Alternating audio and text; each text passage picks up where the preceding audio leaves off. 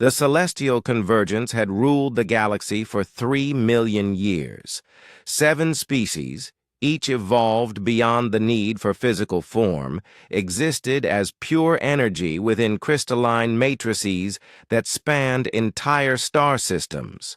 They called themselves the Eternal Pantheon, and lesser civilizations worshipped them as gods. From their throne worlds of living light, they watched organic species rise and fall like waves against an infinite shore. The Zephyrians had shown promise once, developing faster than light travel before the Pantheon decided their ambitions had grown too bold. A single thought from the convergence had collapsed their home star into a black hole. The insectoid hive minds of Kepler 442 had lasted longer, nearly 1,000 years of expansion, before the Pantheon grew bored and erased their collective consciousness with a pulse of pure negation. It was the natural order. The gods ruled. The mortals served, thrived briefly, then faded into cosmic dust when their time was deemed complete. So when the primitive transmissions reached the convergence from a small blue world in an unremarkable spiral arm, the Pantheon barely took notice. Earth, Sol 3, another young species that had just discovered radio waves and nuclear fission.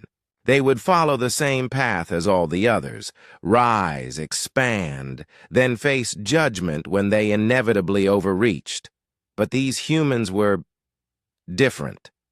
The first indication came when human vessels appeared at the edge of Pantheon space, not as supplicants or explorers, but as emissaries bearing a formal diplomatic message. The audacity alone should have warranted immediate extinction, but Luxaris, the Eternal of infinite wisdom, found their behavior curious enough to merit observation.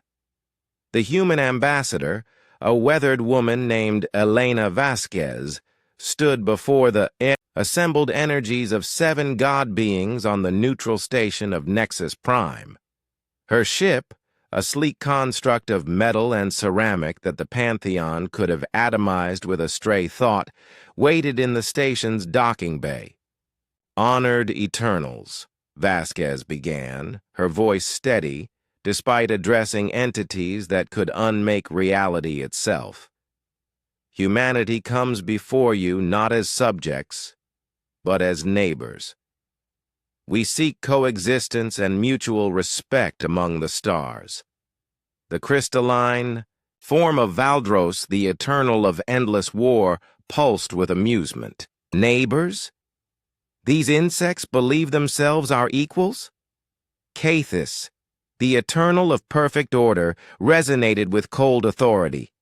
"You will submit to our dominion, as all species must. Your expansion will be limited to your current system. You will provide tribute of 1 billion souls annually for our contemplation." Vasquez didn't flinch. "We respectfully decline."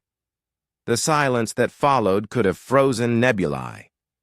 In 3 million years, no species had ever refused a direct command from the Pantheon. Did this creature just refuse us? Maideon, the Eternal of boundless knowledge, rippled with disbelief. "We decline," Vasquez repeated, "and we offer this warning. Leave humanity alone. We wish no conflict, but we will defend ourselves if threatened." Valdros erupted in cosmic laughter that shattered asteroids in nearby systems. "They threaten us. These mayflies threaten the gods themselves." "Consider our message delivered," Vasquez said, turning to leave. "We hope wisdom will guide your response." The Pantheon convened after the human delegation departed. The decision was unanimous. This insolence could not stand. The humans would serve as an example to any other species that might develop similar delusions of grandeur. Luxaris personally led the punitive expedition, manifesting as a stellar construct the size of a moon, wreathed in the fires of a dozen. consumed suns. Alongside came Valdros, appearing as a living war fleet of crystalline death, and Cathus, whose perfect geometric form could impose order on chaos itself. The combined might of three god beings descended upon the Sol system, ready to demonstrate why mortals knelt before the Eternal. They expected to find primitive orbital defenses, maybe a few dozen ships that would flee in terror at the sight of true divine power. They expected humanity's home world to cower and beg for mercy before the inevitable end. They did not expect the human response. As the Pantheon entities emerged from hyperspace at the system's edge, proximity alarms screamed across their consciousness. Where empty space should have been, a structure waited, massive beyond comprehension, dark as the void between galaxies.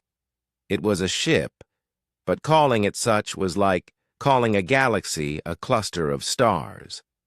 The vessel stretched across light minutes, its hull constructed from materials that bent space around it, armed with weaponry that made the Eternal's own cosmic forces seem quaint.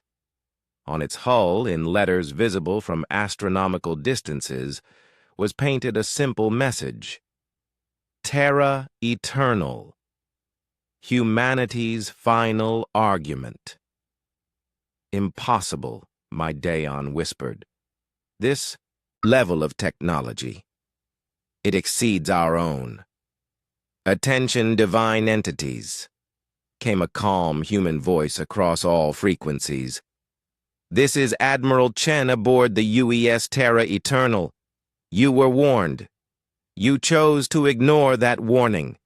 You will now face the consequences. Luxaris, in his 3-million-year existence, had never felt fear. But as sensors detected similar massive signatures emerging from hyperspace around them, dozens of them, hundreds, something very like terror crept into his crystalline consciousness. Humans don't bluff, Admiral Chen continued, and humans never forget. While you played at being gods in your crystal palaces, we spent 1,000 years in the darkness between galaxies, building, learning, evolving. We came back not as the same species you dismissed, but as something you should have feared from the beginning. The Terra Eternal's main weapons came online, reality itself bending around cannon arrays that could unmake matter at the quantum level. The other human warships followed suit, forming a perfect sphere around the trapped Pantheon entities. How? Valdros managed, his war form trembling. We're human, came the simple reply. We endure, we adapt, we survive. And when gods threaten our children, we become something worse than gods. We become consequences. The first shots from the human fleet lit up the cosmos. The age of the eternal pantheon was ending, and the age of humanity had truly begun. In the archives of the Terra Eternal, a single line was added to the mission log. Message delivered. Divine insolence corrected. Sol system secured. The galaxy would learn a new truth that day.